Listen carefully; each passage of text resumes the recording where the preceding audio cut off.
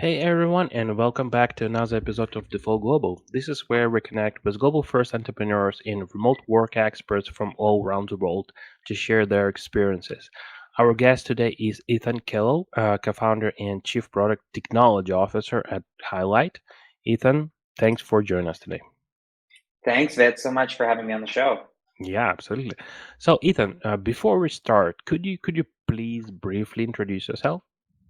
Sure, yeah. I'm Ethan. I'm the co-founder, Chief Product Technology Officer at Highlight, which really is a fancy way of saying that I run all of our software development, product engineering, design teams. I also run data and security, so anything tech related is sort of within my purview. And Highlight is a platform for physical product research. So we work with brands like Nestle and Procter Gamble and Estee Lauder, and help them test their physical products before they go out into the market. Okay, perfect. So, I made some brief research, and as far as understood, Highlight aims to change the world of physical product development, by offering an in-home product testing platform, something like that, right? So this is I guess different from the usual ways of researching. So could you maybe share with us how Highlight, how Highlight's platform helps bridge the gap between this outdated methods and this involving needs of product developers. Yeah, I'd be happy to talk about that. Physical product research is basically everywhere.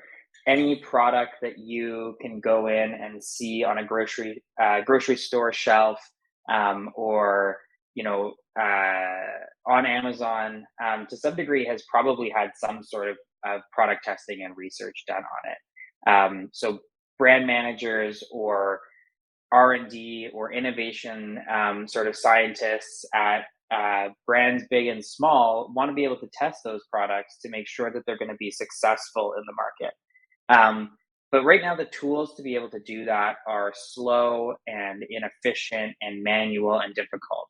So the process of being able to get physical product data, where you've got a consumer taking that product and trying it and telling you what they think about it, completing a survey or doing a video, it takes a lot of time and energy to be able to do that. You have to get a warehouse to ship your product, and you have to coordinate with FedEx, and you have to have a survey company, and you have to be able to have respondents who are able to respond to those surveys, and then you have to do the data analysis on the back end. And so what Highlight is and what we've done is taken that whole process of physical product research, where we take products and we receive them at our warehouse, and we send them out to consumers in their homes, and we've tech integrated that whole process. So rather than a researcher having to go and manually contact FedEx or find a warehouse or move data back and forth between a bunch of different tools, the whole vertical integration of that process, and all of the software in the background that connects it makes physical product research faster and easier. And really, for us at Highlight, we really want just to make better products. We one of the stats that we align around that's really important to us is, which is a little bit astonishing to most people who aren't involved in the industry, is that 30,000 new products are launched every year, but 90% of those products end up failing. So there's a really, really low success rate of physical products, and a lot of it is, due to not having enough research, and enough validation of those products before they go into market. So by making that product research faster and easier, we want those products to become better for everyone. And you mentioned that you work with some really large international companies like Procter Gamble and Pepsi, right? So I'm just curious, how did you manage to build this trust and secure partnership with such established companies? And maybe what advice would you give to entrepreneurs, maybe in your niche, who are just looking to attract and work with such well-known brands in their industry? Yeah. So Jeffrey Moore talks about sort of the concept of social proof and crossing the chasm, and I think for Highlight, it was we had a very similar process. So in the early days of building the product and building relationships with customers, we were working with small product brands, startups. Sometimes only with a founder who had a product and was trying to take it to market. And we started really small, and we gave our product away basically for free to these founders to be able to test their physical product that was brand new on the market. And that data that we were generating for those customers was obviously valuable for them, but super valuable for us as a business because it was able to validate our idea, validate our product, but create social proof. And so what we had was a whole anthology of case studies and examples and logos on our website that showed that we were working with brands and companies that were relevant to the companies that we wanted to start to get into. And so as we continued to grow the business and get more conviction and validation, we started to charge more money for our product, and two, started to work into slightly larger, larger and larger and larger companies. So we started out with small companies that were brand new, only had a founder.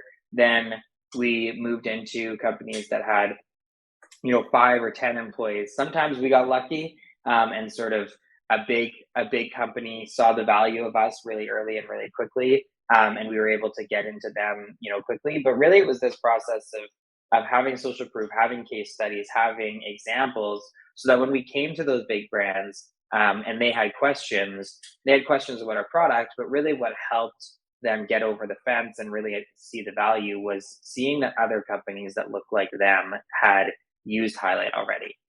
I think also, one important piece of advice is just to keep being persistent. You can't get discouraged when you're trying to talk with big companies. And I think one of the things that people who are new to sales can forget is they send one email and nobody responds to that email, and they give up and they say, "Oh, they didn't respond to my email, they're not interested."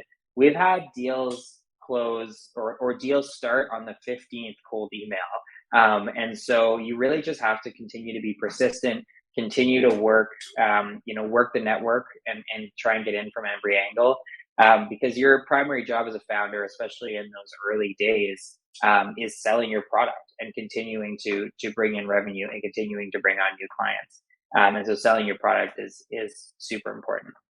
Um, and one other thing I think that really helped us at Highlight in the early days to just get into those big industry companies, is that our first salesperson that we hired was incredible. He's awesome, and he really knew the industry and knew the playbook. He came from sort of an adjacent company in our industry, and really understood the way that the market was built, and how to enter those large organizations. And so his expertise in that area was really valuable and important to us to be able to get into those large companies. Yeah, that's a very good approach. And with the current economic downturn and challenges in the market that we all see, right? So companies currently are looking for ways to optimize their cost. So how can Highlight helps companies, achieve this balance between cost optimization and product quality? I'm talking about, of course, companies in your niche, your clients. Yeah, so it's really interesting. There's so much going on behind the scenes of the products that are on your grocery store shelves, that you don't even know about. The products that you consume every day are typically made from all sorts of different ingredients and processes that might come from all over the world. But especially with COVID and a lot of the supply chain challenges that we were having, and now our current economic market, there's been a lot of sort of product changes that are happening behind the scenes to the consumer. And our customers are working to bring costs down or to substitute ingredients because of supply chain challenges. But when they do that, every product change carries a risk of alienating a consumer. So if you change an ingredient and it tastes different, not every flour from across the world is exactly the same, or not every coconut oil from around the world from every supplier is exactly the same.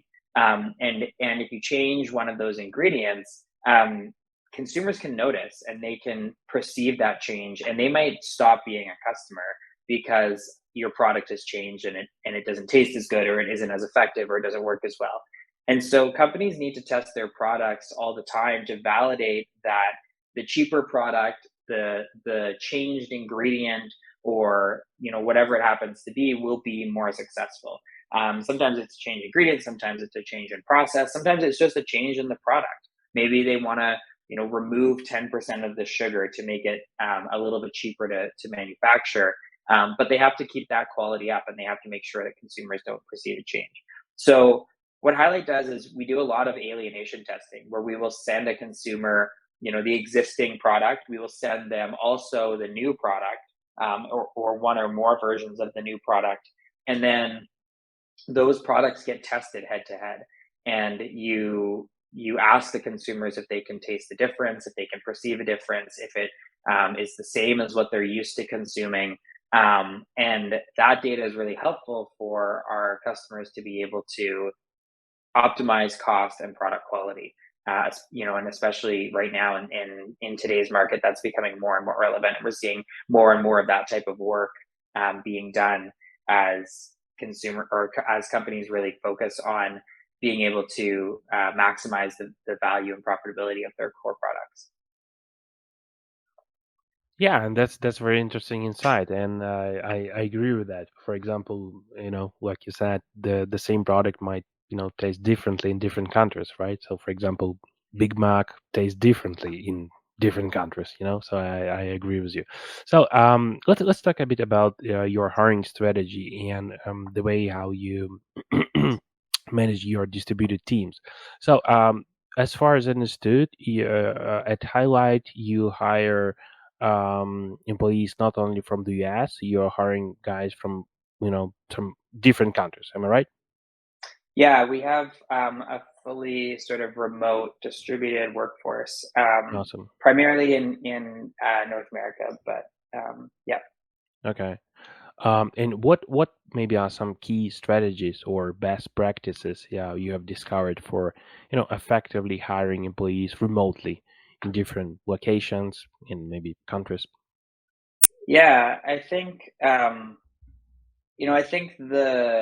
the most the common um, one of the common sort of pieces of advice is hire slow, fire fast. And I think for us, we definitely hire slow, and focus a lot on finding the right person.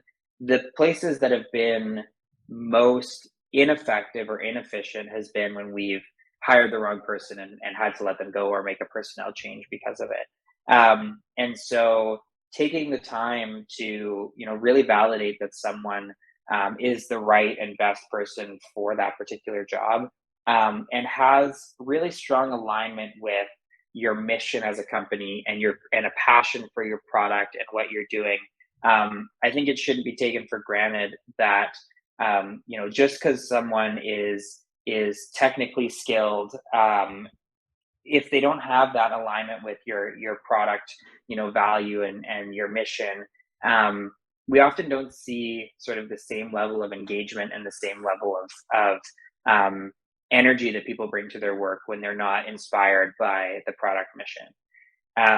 So that's sort of maybe a little bit fluffy. I think one really important tactical thing that we've learned, that's really important in our hiring process, is just the importance of background checks, and doing either reference checks, or back channeling to find past employers and references, and getting those raw, candid feelings and opinions about employees' performance. The interview can tell you a lot of information, and you can learn a lot from interview with a candidate, but your a reference or a back channel background check is going to have years of data potentially about this employee's performance that will be even more helpful than most things that you can screen for in an interview. So that's sort of one, I guess, useful tip that we've learned is just to make sure that you prioritize those reference checks in the process. Okay, that's great. And basically, maybe for talent who would like to join like your company, what advice could you give them? Yeah, well, all of our roles are posted. Let's highlight.com/careers. And you can find any open roles there. I think, the biggest advice is sort of the counter of what I just said, which is alignment with the mission and passion for the product is really important.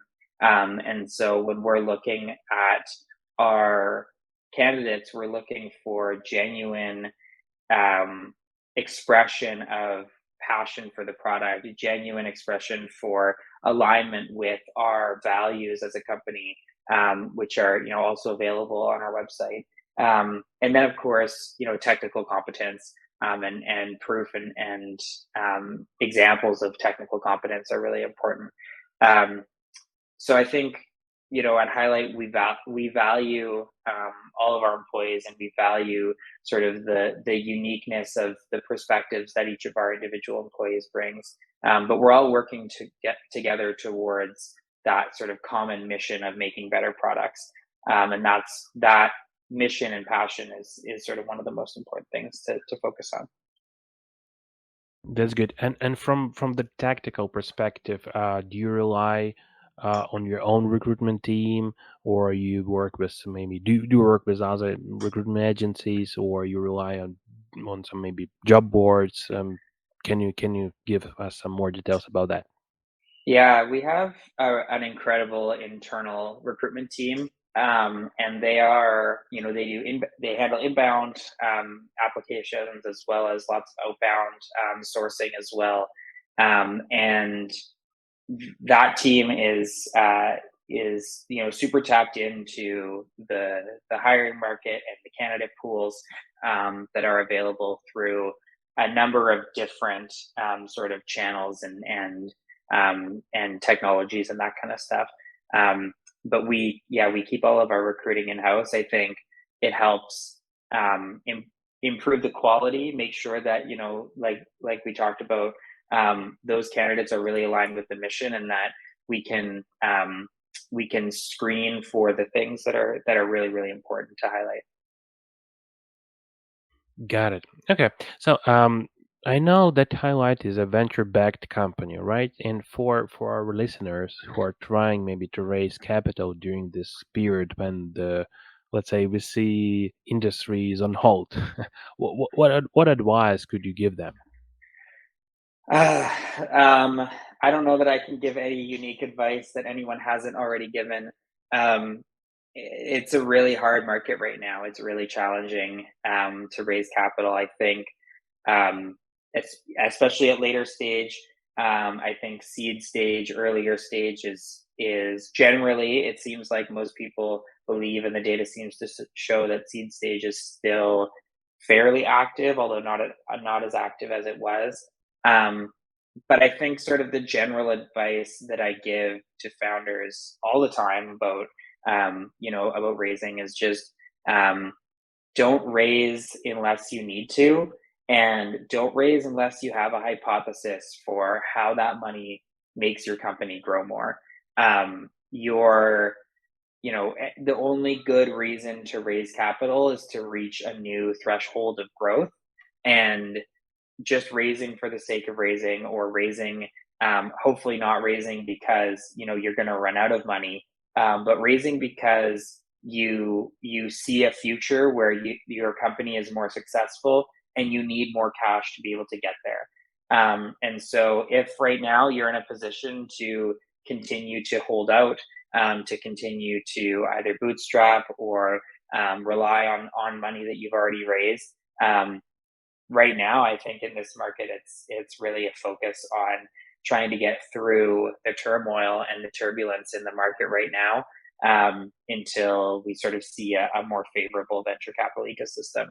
Um, it's also, really hard for founders who have watched sort of what happened in 2021 and 2022, to realize that, right now is a slowdown, but it's not that much different than things looked, 6 or 7 or 8 years ago, and the terms of deals, that are coming through are really more comparable to sort of what the venture capital ecosystem was prior to the 2001 2002 sort of gold rush.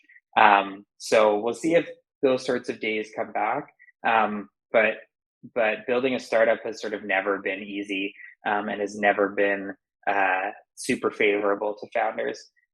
So really, you want to be smart and diligent about building a business that can be sustainable, and to not raise, unless you have that hypothesis for future growth and how that money really pushes your business to the next level. Got it. And probably my last question. What top three key pieces of advice would you give to entrepreneurs and maybe tech leaders who are considering building remote first or global first company? Do you have any ideas on that? Yeah, I mean, I can sort of share what I've done and learned, and this is obviously colored by sort of highlights philosophy, but we believe that remote work carries a lot of benefits, for employees and employers. But there's also downfalls, and you sort of have to work a little bit harder to compensate for those downfalls, right? The benefits, of course, being, freedom and higher engagement, and people feeling, like they can have work life balance and all that kind of stuff. But some of the downfalls are, lack of connection between employees, or less opportunity for collaboration and closeness. And so, some of the things that we do at Highlight to ensure that that happens is we have core working hours. So there's sort of a set 5 hour window throughout the day where we expect all our employees to be on and active, and that's sort of like the time that's reserved for collaboration. Of course, you can meet outside of that time and you can do other stuff, but we want to make sure that all of our employees sort of have that time to connect and collaborate. We also really make space for that personal connection in every meeting that we have. We try and make sure that there's, a few minutes, 5 minutes at the beginning where people can just talk and sort of talk about non-work stuff, have that time to connect and collaborate. And then I think, one of the other benefits of remote work is for the company, you don't have to pay for office space, and you don't have to deal with sort of the overhead and administration of having office space for your employees. But at Highlight, we sort of redirect that money that we would have spent on office space towards getting that human connection. And so, we fly people to be co-located for important meetings or moments.